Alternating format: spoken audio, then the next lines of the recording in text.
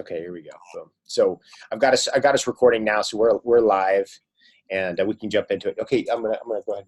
You're good? Yep, we're good. Okay, everybody, greetings. I'm David Avocado Wolfe, and we're going to go live here on Facebook here in a minute if it hooks up. But in the meantime, I've got Devra Davis here, and we've got a breaking story about cell phones, mobile phone technology. Let's just jump right into it. Devra, you're an expert in this area. Tell us what's happening in Chicago this morning. The Chicago Tribune yesterday broke an amazing story.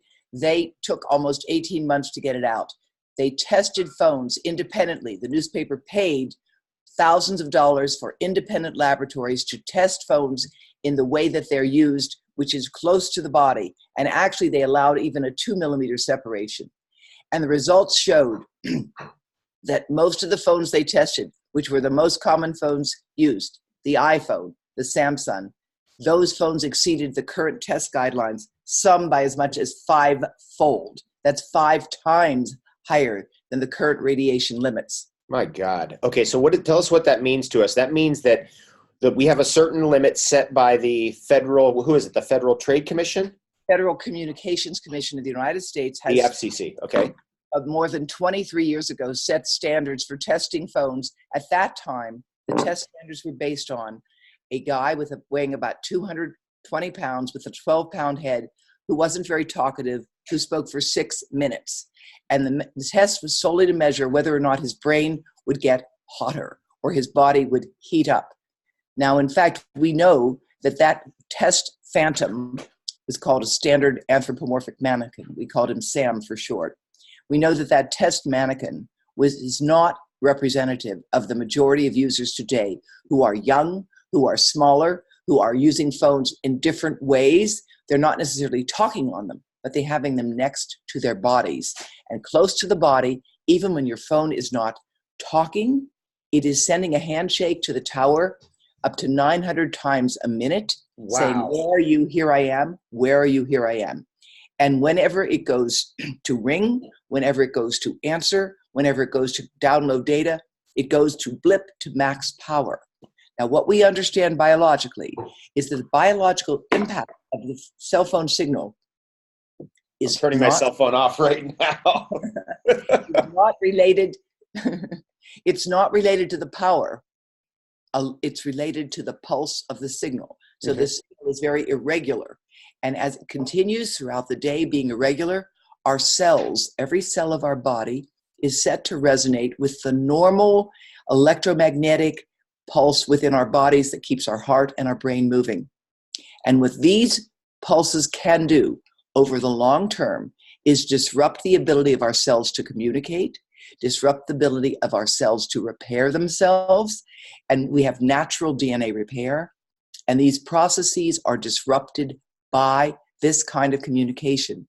Now, the good news is the relative risk of getting brain cancer or horrible things like rectal cancer in young people is very small. But for a population, especially a population of millions, it can have a huge impact. So if we had a doubling or quadrupling of brain cancer, we would have 80,000, 100,000 cases. And sadly, today, for most cases of brain cancer, there is no cure. Let's talk about your history with looking at cell phone radiation or mobile phone radiation. We've been, just saturated in this stuff literally for decades now. What is the other impact of all of this on us? We have certainly a biological impact, but I think you're such an expert in this area. What is the social impact of these phones? What's happening to our young people with these mobile phones? And then where's it going to go with 5G? This is really concerning. Well, I am not an expert on the social psychological impact, but I think anyone who's watching can understand the following. There are people who cannot go to sleep or get up in the morning without first grabbing for that phone. It's become like an extension of their bodies. They don't even recognize the extent to which they've become addicted to a technology that didn't exist 20 years ago in our lives. It's fundamentally altering the nature of human nature. It's altering what people have come to expect in interactions at lunch, at dinner, even in the bedroom. It's just crazy. Well, we have to we can control it. but we need to understand it first. And I don't think, first of all, what the neurophysiologists can show us is that the cell phone radiation itself releases dopamine in the brain. The radiation itself releases dopamine. Dopamine is the same thing you get with drugs, sex, rock and roll, cell phone radiation, good exercise. You feel good. It makes you feel good. And when you withdraw that from people, it actually makes them feel bad. And so we have to understand that. And the really worrisome thing that the American Academy of Pediatrics has warned about is that young children are particularly susceptible to the addictive properties. And you have a physiological effect on the brain as well as on the vision. And we are seeing more and more children now with vision problems because a baby, and I mean a baby, can learn to swipe before it talks, before it sits up, before it walks, of course. Jeez. So infants are being given these devices in supermarkets all over the world as a kind of pacifier. You know, dad or mom is shopping and the kid's acting up. They hand them the phone. Look, I am a grandparent. I understand if your child is getting cranky, give them a phone on airplane mode. Maybe even have it turned off. They won't even know the difference for a while. They just want to hold something that they have noticed you care about. And so they want what they see you having. And frankly, we've got to stop this cycle now because we are raising a generation of children that don't know how to relate to one another. Because Devra, what happens is they relate to the device. Yep. And then they don't want to look at you. And children are coming to pre-K and kindergarten and they're expecting to be entertained. For everyone joining us right now, I'm David Avocado Wolfe. I'm joined by Devra Davis. We're working our way into the 5G summit, and I've got to get your position on 5G antennas, 5G phones, and what's coming next, just to alert the people out there where this is going, because you are an expert on the science. You're an expert also on what's happening. I think, you've talked to us about the Chicago Tribune's study this morning. You're kind of on the cutting edge. You're leading edge. You're staying on top of what's happening. Tell us about 5G and where that's going and what you're going to be sharing in the 5G summit coming up. Well, we've had a generation of phones, 2G, 3G, 4G. It's simply the name the companies have given to the different technologies as we move ahead. And with 4G, you've had now the smartphone, 3G and 4G. They are functioning with a level of microwave radiation that functions up to 2.4 billion cycles a second, almost up to 5 billion cycles a second. That's what 4G is. It goes from 900 million to about 2.4 billion on average. It's the speed at which the transmission takes place. Now, 5G theoretically can go from 5 billion cycles a second all the way up to 100 billion cycles a second. Jeez. What that allows is faster transmission. If you're police, fire, banking, military, industry, that's probably a very important thing. And they can make it wired. What I and several hundred scientists are objecting to, who are experts in the field, in a petition to the United Nations, is the fact that 5G is being pushed out as a wireless system that has never been tried before. And as the European Union commented in their policy analysis, the Americans and Canadians are going to build it and then figure it out. Oh, so they're testing the system on all of us, whereas the many other nations that are doing this are working with a wired system. And if it's wired to and through the premises, then you do not get the wireless radiation exposures. But with wireless 5G, what you need is a multiplex antenna, set of antennas, every 100 to 200 yards in a dense urban environment where the antennas cannot get through trees, cannot get through heavy snow, cannot get through heavy buildings, and so they're going to be plastered directly onto our structures, perhaps outside our bedrooms. And the way the laws are being written now, you have no say-so over whether or not a 5G wireless antenna will be right outside your home. That's what we object to, because there are a few studies showing that this 5G frequency, this faster frequency over 5 billion cycles a second, resonates with our skin. And the skin was identified just 2 weeks ago in Science magazine. Not only is it our largest organ, but it's now recognized to have within it sense organs, sensory receptors. And that is why the US Department of Defense has developed a weapon that is based on a technology that is quite similar, that makes, when they blast it with a beam-forming ray, it makes your skin feel like it's on fire. We've seen some video of that online. This is what you're talking about. You can't get near these devices. You have to get away from them. There's no way to even approach it. Is that right? That's how dangerous these weapons are. The device focuses the beam. So the beam is quite focused. If you are out of the beam, you're fine. If you're in it, you're literally feeling as though you're fried. And so I actually think that I'd rather see weapons like that than bullets and bombs, to be quite frank. But I don't want that in my neighbor's house or mine, right? And I don't want to have to be exposed to a wireless connection so that the guy next door can check out porn and video games. And by the way, the most frequent time for downloading porn and video games, you'll never guess. I don't have any idea. It's 9 to 5. 9 to 5 in the afternoon. So it's just normal working hours. So what's happening is people skipping out of work for 5 minutes and downloading whatever, playing a video game. Is that what's happening? Nowadays. They don't have to skip out nowadays. It's like a perfect storm. You can figure out ways to do this when you're so-called working. And unfortunately, because of the addictive properties of these games and pornography, we've created a whole subculture of subterfuge. And younger kids are really good at this, really good at this. So we really have, I think it's time for a reset. It's time for a reset.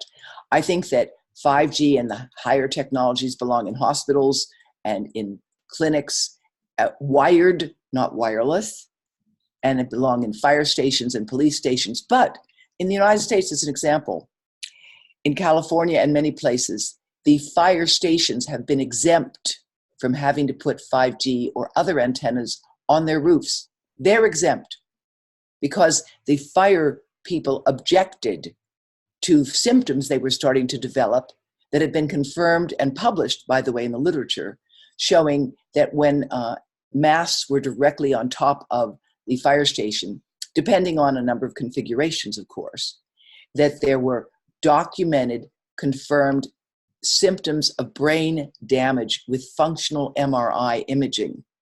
This is crazy. Very important work that has been done. So we are basically conducting an experiment on ourselves, our children, and our grandchildren. How many, Devra, I've heard different numbers. How many peer-reviewed studies have been done on 5G antennas, then 5G plus mobile phone technology? I mean, I've heard numbers as high on in the whole area of mobile phone technology, wireless devices. As many as 10,000 studies have been done in the entire field. Is that correct? Well, it depends again. The devil is in the details. With respect to 5G itself, millimeter waves, there have been studies for years done in Russia, originally, by the way, showing damage to the eye without any question, okay? And eye protection was necessitated in terms of military exposures. That's been done for years. But with respect to 5G itself, first of all, we don't even have a reliable way to model that signal in the laboratory at this time, because again, we're trying to try it out on the road, so to speak. It's a kind of chicken and egg question. You can't really have a 5G network until you build one. You're scaling up, okay? The concept is these high frequency signals will go very fast and transmit things much more quickly so that you could download a movie to your phone in a few seconds. However, I want to say, as a public health expert, I'm deeply concerned about people trying to watch movies on their phones. It's not a good idea. We've got two things going on there. We've got a shorter focal length. You're concentrating, you're looking like that. And we have the blue light. And blue light, by the way, is not just blue. in color that you can see. It refers to 440 nanometer spectrum light. Ultraviolet. That is part of what's coming off of screens. Even if the screen is, green, for example, there will be some component of that there.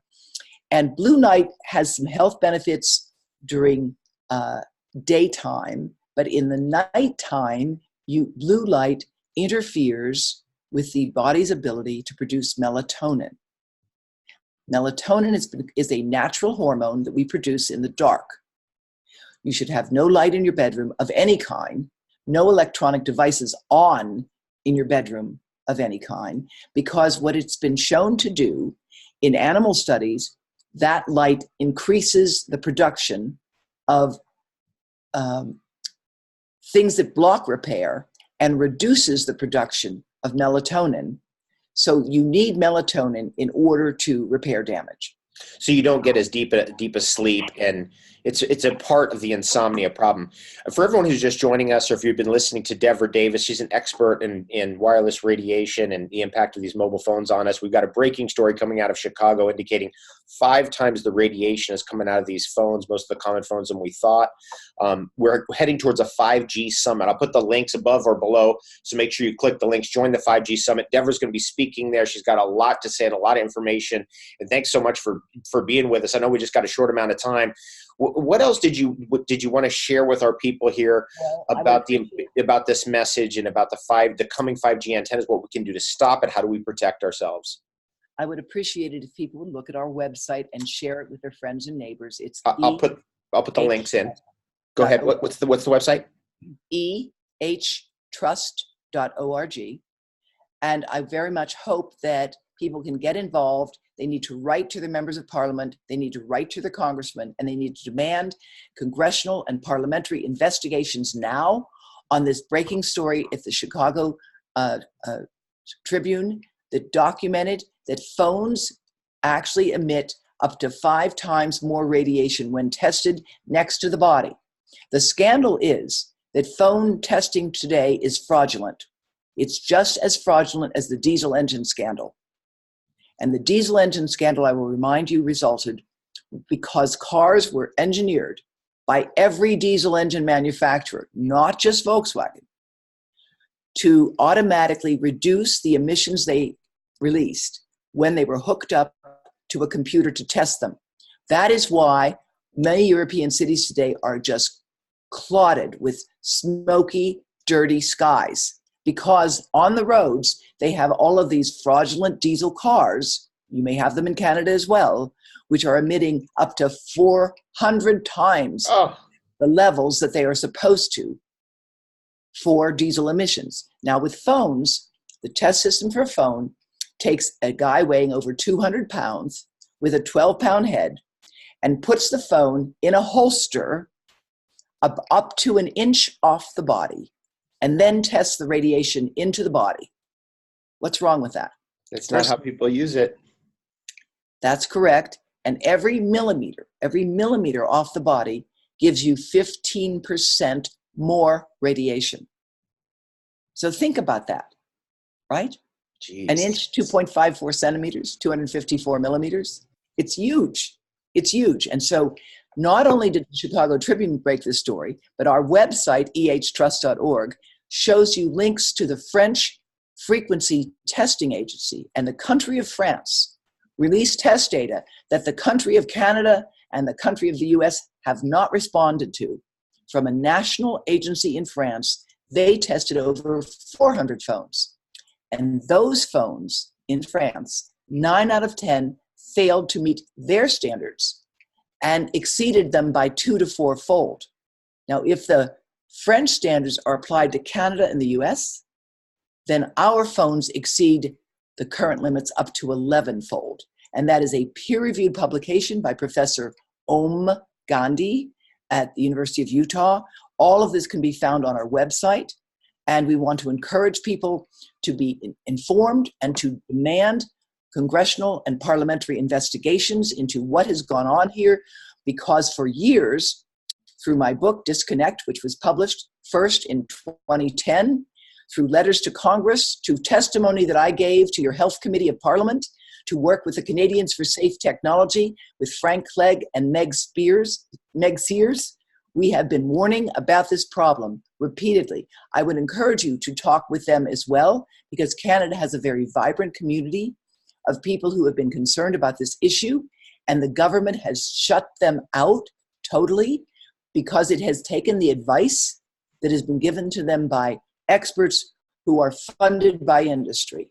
And there is a closed door here. If you look at the people in the United States who lead the Federal Communications Commission, they have come from industry and they go back to industry. It's just a revolving door. It is so blatant that Harvard University Law School, SAFRA Center for Ethics, issued a report that called the FCC, the Federal Communications Commission, a captured agency.